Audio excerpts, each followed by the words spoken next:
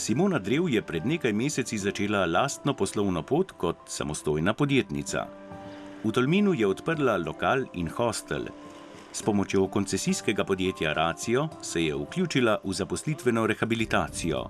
Zato se je odločila, ker je potrebovala odločbo o podporni zaposlitvi. Po končanem študiju mikrobiologije sem iskala seveda v svoji stroki. Seveda, ker je bil pa trg tega takšnega poklica zelo omejen, sem se usmerila tudi na druga področja. Preden sem se vključila v samostojno podjetništvo, sem vedela, da v temo ne bom sama.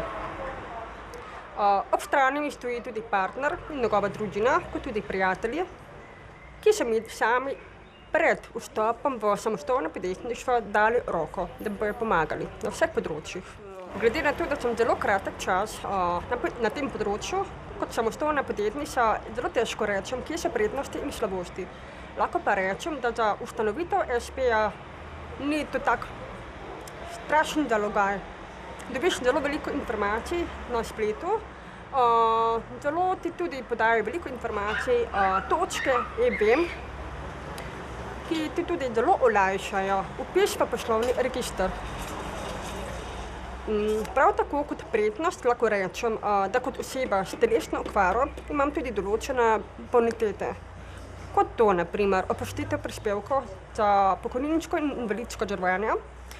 Ob enem sem tudi vedela, da sem deležna tudi denarne nagrade za preseganje kvote invalidov. Glede na to, da sem jaz dolgo časa iskala zaposlitev in se dokončno odločila, da grem v SP, nikoli ne bom obžalovala tega. Obžalujem le to, da nisem se odločila za ta korak že pred leti.